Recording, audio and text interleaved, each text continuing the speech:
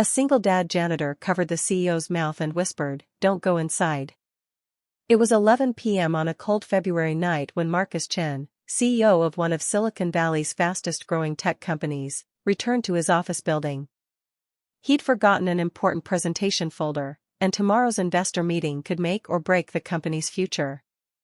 As he approached the glass doors of the executive suite, a hand suddenly covered his mouth from behind. Marcus's heart jumped into his throat until he heard a familiar, trembling whisper. "Mr. Chen, please. Don't go inside." "Not yet." It was James, the night janitor. The same quiet man who'd cleaned these floors for 3 years, always offering a respectful nod, never saying more than necessary. But tonight, something was desperately different in his voice. What could possibly make a janitor risk everything to stop his own CEO from entering his office? The answer would change both their lives forever, and remind us all why one small act of courage can echo louder than 1,000 words. Before we continue with this incredible story, I want to invite you to join our Heartfelt Moments family. If stories about real human kindness and unexpected compassion touch your heart, please hit that subscribe button and turn on notifications so you never miss a moment. Leave a comment below telling us about a time someone's kindness changed your day. And if this story moves you, give it a like to help us spread more positivity in the world. Now, let's find out what James knew that Marcus didn't. Marcus gently removed James's hand and turned to face him. Under the dim hallway lights, he could see the janitor's eyes were red, his face pale with worry. James was 52 years old, a single father raising 2 kids after his wife passed away from cancer 4 years ago. Marcus knew this because he made it his business to know the people who kept his company running, even those others might overlook. "James, what's going on?" Marcus asked, keeping his voice calm despite his racing heart. James glanced nervously at the executive suite doors, then back at Marcus. His hands were shaking. "Sir, about 20 minutes ago, I was cleaning the 3rd floor when I heard voices. Angry voices. I recognized one of them. It was Richard Dobson from your board of directors. He was with 2 other men I'd never seen before." Marcus felt his stomach tighten. Richard had been pushing to remove him as CEO for months, claiming the company needed new direction. But Richard was also one of their major investors, someone they couldn't afford to alienate. "They went into your office," James continued, his voice barely above a whisper. "I know I shouldn't have listened, Mr. Chen, but something felt wrong. They were talking about planting something in your files. Something about fabricated evidence of financial misconduct. They said once the auditors find it tomorrow, you'd be finished. They'd have you removed and possibly arrested before you could defend yourself." The words hit Marcus like a physical blow. His own board member was framing him. Tomorrow's investor meeting wasn't just important, it was a setup. They wanted him to walk into his own execution. "Are they still in there?" Marcus asked. James shook his head quickly. "No, sir. They left about 10 minutes ago. But Mr. Chen, whatever they put in there, it's probably still there. If you go in now, if security cameras show you alone in your office tonight, they could say you tampered with evidence. They could say you were trying to cover something up."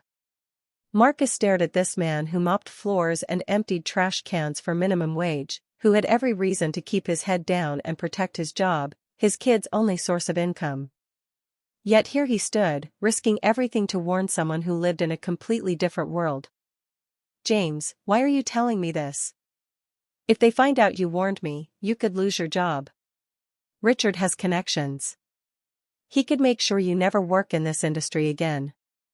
James's jaw tightened, and for a moment, Marcus saw a strength in him that had nothing to do with money or power. "Mr. Chen, 3 months ago, my daughter Emma got really sick. Pneumonia. I didn't have good insurance, and I was terrified. You probably don't remember, but you came through the building late one night and found me crying in the stairwell. You didn't just ask what was wrong. You made sure Emma got into the best hospital in the city, and you covered what my insurance didn't. You told me no parent should have to choose between their child's health and bankruptcy." Marcus did remember. He remembered a father's desperate fear, something he understood because he had an 8-year-old son of his own.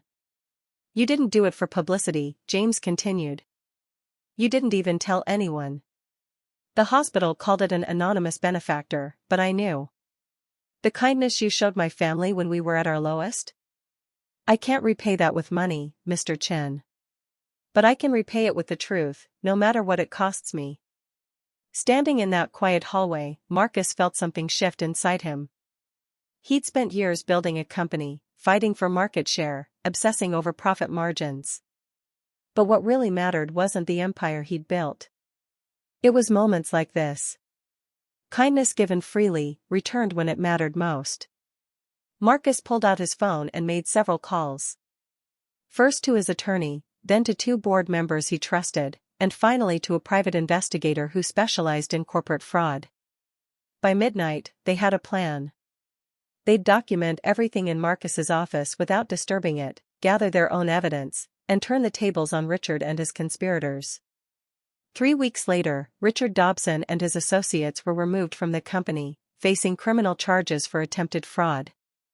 Marcus remained CEO, but more importantly, he established the Emma Foundation, named after James's daughter, providing healthcare assistance to families of all company employees, no matter their position. James still works as a night janitor. When offered a promotion, he smiled and declined.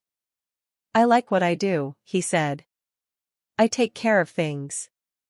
But now his kids have full college scholarships, and James finally sleeps peacefully, knowing they'll have opportunities he never had. Sometimes we think kindness is about grand gestures or life-changing gifts. But real kindness is simpler than that. It's noticing the people others don't see. It's helping when no one's watching. It's having the courage to do the right thing even when it costs you something. Marcus learned that the empire you build means nothing if you build it without heart. And James proved that true wealth isn't measured in bank accounts, but in the courage to stand up for what's right when everything's on the line. So today, I challenge you, look around at the people in your life who work quietly in the background. The ones who keep things running. See them. Thank them. Help them when you can. Because you never know when that simple act of kindness might save you in ways you never imagined. And more importantly, you'll create a world where we all save each other. That's what kindness really is, not a transaction, but a transformation. Pass it on.